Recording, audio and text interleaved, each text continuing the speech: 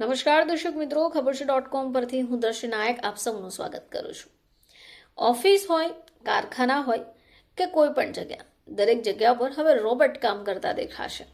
આ નિવેદન એક સૌથી વધુ ધનિક વ્યક્તિ આપ્યું છે. આ વ્યક્તિ કોણ છે અને તેમણે શા માટે આ નિવેદન આપ્યું છે, આવો જાણીએ.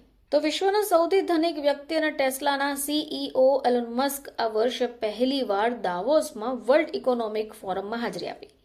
આ સમિટમાં બોલતા મસ્કે ભવિષ્યના તેમના વિઝનને શેર કર્યું, જ્યાં રોબોટ્સ અને આર્ટિફિશિયલ ઇન્ટેલિજન્સ માણસો કરતાં વધારે સામાન્ય બની શકે. તો એલન મસ્ક સૌથી મોટા દાવામાંનો એક એવો દાવો છે જ્યાં સૌ કોઈ વિચારતા થઈ ગયા. તેમણે કહ્યું કે રોબોટ્સ ટૂંક સમયમાં માણસો કરતાં વધારેની સંખ્યામાં હશે.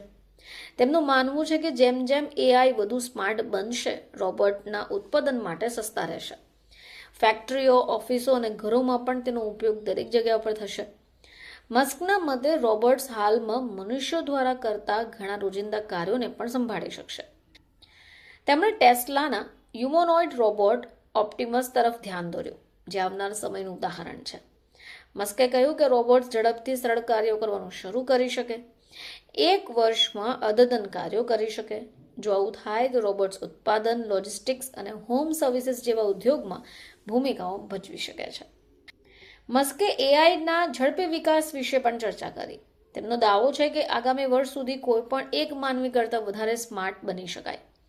5 વર્ષમાં બધા જ માનવીઓ કરતાં વધુ સ્માર્ટ બની શકાય. બુદ્ધિનું સ્તર એવી દુનિયા તરફ દોરી શકાય જ્યાં મશીનો મોટા પાયે માલ અને સેવાનું ઉત્પાદન કરે, સિદ્ધાંતમાં ખર્ચ ઘટાડી શકે અને ઉત્પાદકતામાં વધારો કરી શકે. ગરીબી અને મજૂરની અછત જેવી સમસ્યાઓને ઉકેલવામાં પણ મદદ મળી શકે છે.